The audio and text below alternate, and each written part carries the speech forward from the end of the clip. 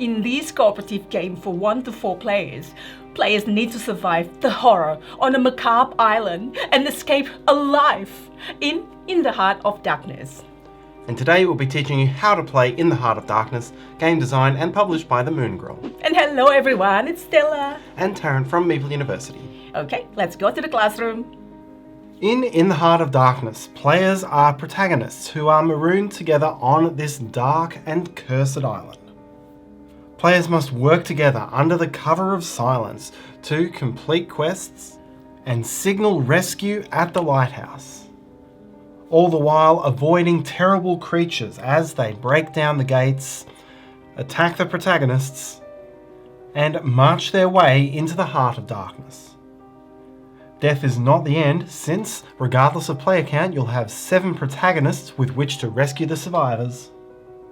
And if you can escape by sea without the darkness exceeding 7, then you'll win the game. In the Heart of Darkness has a basic board, an expansion board, and a book of campaigns, and we'll show you how to play the basic game first.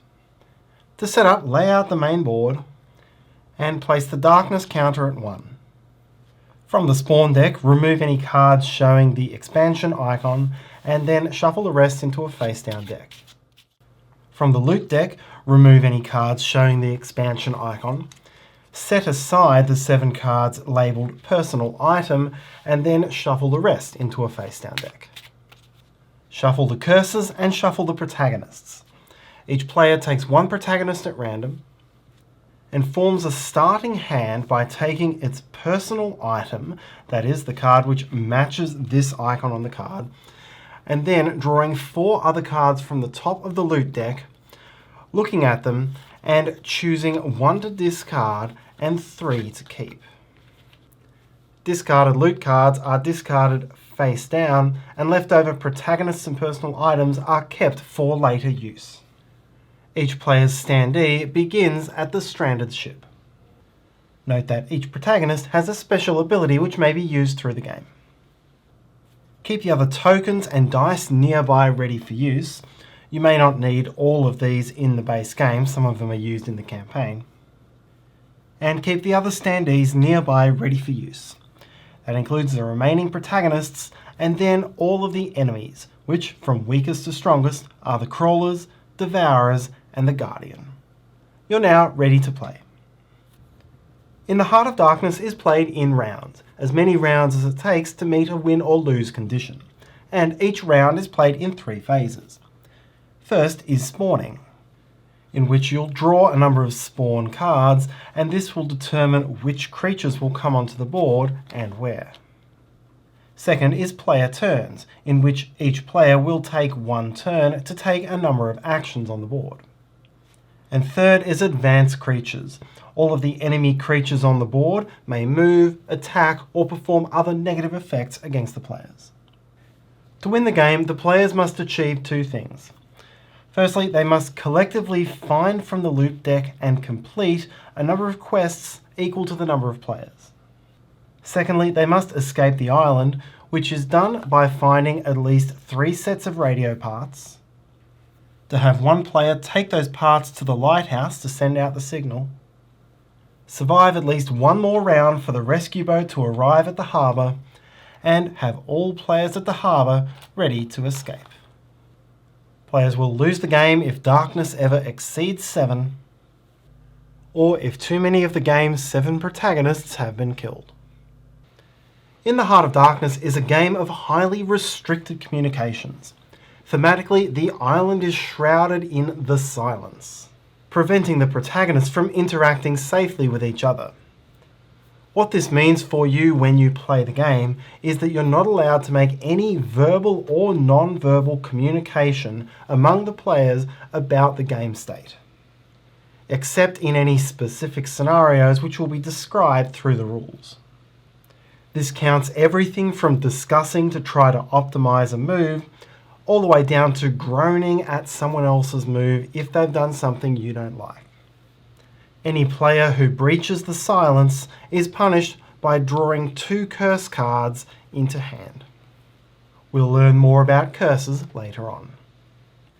If any player does break the silence, then that player and that player alone may freely communicate at the other players until either the next action is taken, or if it's not the action phase, the end of the current phase. And there may be times when it pays to use this opportunity tactically. The first phase of your turn is spawn. Check where you are on the darkness track, as each spawn card is split into 3 segments. And you'll be resolving the top, middle or bottom depending on where you are on this track. In each spawn phase, you'll draw 1 card per player in the game and resolve them one at a time. In most cases, the card will simply show you a location and illustration. Here it's Eastern Gate, and when you see this, take a crawler and add it to that location. If you see this icon, take a devourer and add that to the location. And where you see this icon, take the guardian and place that at the location. And set the guardian's health marker equal to the current darkness. You always place new creatures from the supply, and if there are none available of the type you need, then choose any other type from those available. However, for a Guardian card, even if you place a different type of creature, you'll still reset the Guardian's health from whatever it may be to the current darkness. There is no negative consequence if a creature appears in the same space as a protagonist. You'll have until that creature moves or activates to get to safety. When drawing cards in this phase, you may also come across 1 or more event cards, which will show a series of text. This will have some immediate or ongoing effect and remains in play until the card says to discard it. Second is the actions phase. In this phase, each player will take 1 turn. You may take these turns in any order and may change this order from round to round. Some very limited communications are allowed when deciding the turn order. You're allowed to express whether you want to take the next turn or whether you don't want to take the next turn, but that's it. You can't explain your reasoning or anything else. Having chosen or been chosen to take your turn, you may now take up to a specific number of actions depending on your player count, plus any number of free actions. The actions which count towards your action limit are move, talk and trade, initiate combat, or any of these 4 location actions, while your free actions are to play a card, discard a card, set a trap, or loot, which is another type of location action. As an action, you may move. When you move your standee from its location along a single dotted path to an adjacent location. There is no limit to how many standees may be in a location, and you may freely leave or enter a location containing a creature with no penalty. If you take this action at a blue-coloured tunnel space and there are no creatures present, you may use that tunnel to move immediately to any other tunnel. If you share a location with 1 or more other protagonists, then as an action you may talk and trade with exactly 1 of those protagonists. Those 2 protagonists may freely exchange loot cards between each other, both the active player and the inactive player, with the exception that personal item cards may not be exchanged. The players may also look at each other's cards, even the cards which aren't exchanged.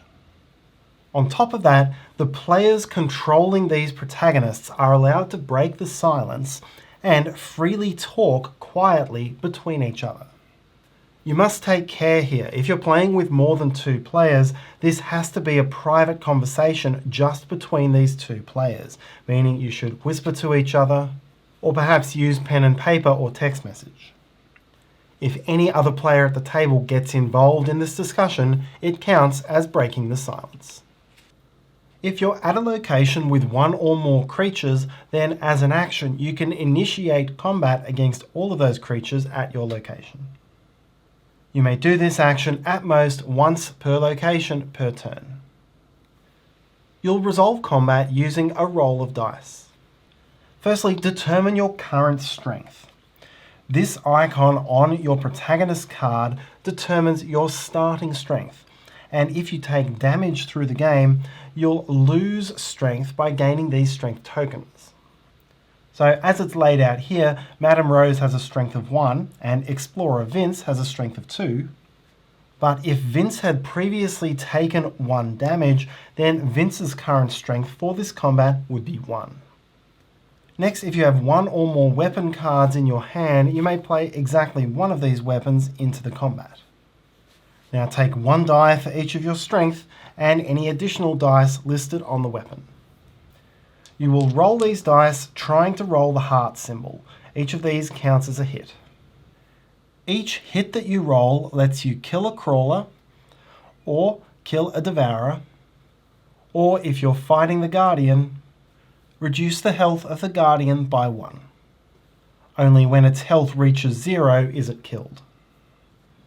Then, unless it says otherwise, discard any weapon that you played in the combat. As a free action, you may play 1 or more cards from your hand. You'll resolve the card and then generally discard it. In the case of your personal item, you'll resolve it and then return it to your hand.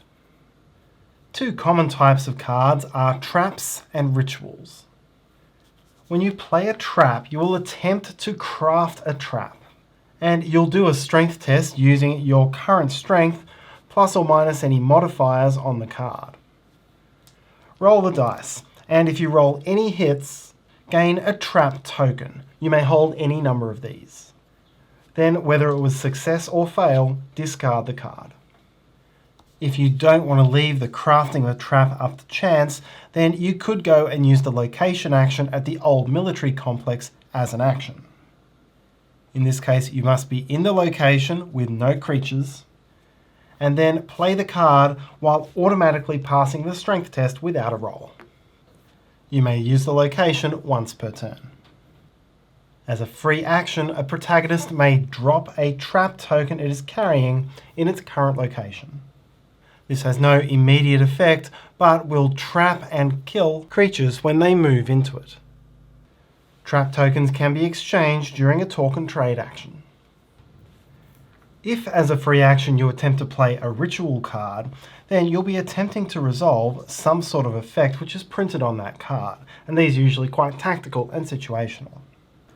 You'll attempt to resolve this in a similar way to a trap, but using a sanity test instead of a strength test. Here my character has a starting sanity of 2, has suffered 1 sanity damage, but gets a +1 sanity bonus on this particular ritual, so the test would be 2 dice.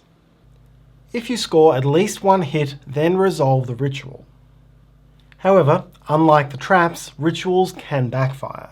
If you fail the skill test, gain 1 curse card. Then, whether you succeed or fail, discard the card. Similar to how the old military complex helps you with traps, the ritual cavern can help you with rituals.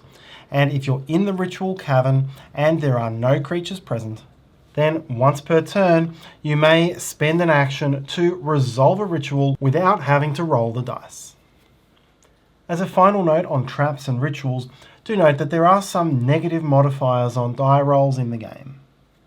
If one of these ever brings your number of rolled dice below 1, you will still roll 1 die. There are 2 other types of cards. For items, you can play the card face up as a free action and simply resolve the effect on the item. Then discard it. The other type is a quest, and the players must collectively complete as many quests as there are players to win the game. Each quest card is broken into 3 parts: beginning, resolution, and benefit. The begin quest section tells you how and when you can play this card. In this case, the card would have to remain in your hand until you initiated combat at the swamp location, and at that point you would play the card face up in front of you as a free action. Then to finish the quest, resolve the second part. Here you would have to go to the old military complex, eliminate any creatures present, and discard a weapon. Having completed a quest, the card remains in front of you. You don't discard it, and you place an unlock token over this lock. From now on, you as the player who completed this quest has this ongoing benefit under the benefit box available to you for the rest of the game. The other thing that you may do with the cards in your hand is discard one as a free action. As with all discards in the game, discarding is done face down beside the draw deck, limiting your ability to communicate anything through the cards you discard. You may not discard your personal item, and you may hold a maximum of 5 cards in hand, including your personal item, at the end of each of your turns. A quest which has been played face up does not count towards this limit. As you can see, these loot cards are very important, and since you need both quests and radio parts to win, you'll need to hunt through the deck to find them. Looting may be done as a free action at a location showing this bag icon once per turn per location, and only if there are no creatures present. To loot, simply draw 1 card from the deck, shuffling the discard pile into a new deck if the deck ever runs out. Looting also attracts the attention of the creatures. Choose a single closest creature. In this case, both of these creatures are 2 steps away from the cave, and then move one of those creatures 1 step towards that looting location. Be careful, this counts as a creature advancement, following all the rules of the advanced creatures phase. As we'll see later, this is when creatures can attack. The final action is repair. These 3 green-coloured locations are gates, and they serve as helpful barricades which stop the creatures from advancing. Every time a creature tries to advance through a gate, it gains a damage token, and once a gate regains its 3rd damage token, it is instead destroyed. A destroyed gate may never be repaired. But if you're at a damaged gate location and there are no creatures present, then you may spend 1 action to remove 1 of the damaged tokens. And you may do this multiple times per turn at a single gate. The final thing to know for your turn is that while you can enter the Heart of Darkness location, giving you passage between the northern and southern sides, when you enter this space, you will gain a curse card. That covers how a player takes a turn, and I'll quickly pause and summarize that again. Players take turns in the order of their choosing, and on each turn takes a certain number of main actions and any number of free actions. The main actions are move, talk and trade with someone in your location, fight creatures in your location, or complete a location main action, which could be building a trap or completing a ritual without a die roll, moving through a tunnel, or repairing a gate. Free actions include using a looting location, playing a trap or a ritual from your hand with a die roll, setting a trap on the board, or playing or discarding any other type of card. Combat and location actions may be taken at most once per turn per location, with the exception of the gates, which may be repaired multiple times. And location actions may not be done if there are any creatures present. By the end of your turn, you must discard down to 5 cards in hand, including your personal item. Next, you'll move to the Advanced Creatures phase, and this is where the players are in real danger. The first thing you'll do is that any protagonist in a location with 1 or more creatures loses 1 sanity. Use these markers to denote a loss of sanity. Next, each creature on the board, starting with the Guardian, then Devourers, then Crawlers, will take 1 move. And for each of them, you'll go through the following sequence. And be aware, you'll resolve all of these steps as well if a creature moves in your action phase. Step 1 is work out where the creature will try to move to. Guardians and Devourers are hunters, so in each case they will try to move towards the closest protagonist. If there are 2 equally close protagonists, whichever one took the more recent turn breaks the tie. Crawlers, on the other hand, are mindless minions who are making their way towards the Heart of Darkness, and each will try to get there by the shortest path. Step 2 is to move the creature. In most cases, the creature will simply move 1 step in the direction just determined. If a guardian or devourer is already in a space with a protagonist, then it simply doesn't move. If a creature attempts to move from a gate which has not yet been destroyed, then instead it stays where it is and adds a damage token. If in doing this a gate would gain its third damage token, then discard all damage tokens and replace it with a destroyed token. And as penalty, increase the darkness by 1 step. Now resolve the outcome of the move. If a creature moves into a new location where there is a trap, then in the case of crawlers and devourers, they are killed, and in the case of the guardian, it loses 3 health. The trap is removed only at the end of the phase, meaning it can affect multiple creatures per turn. Any creature which moved in this way and was not killed by a trap now attacks each protagonist in the destination, resulting in those protagonists losing 1 strength. For a devourer or guardian which started in the same space as its target, it doesn't move but it still attacks all protagonists in that location.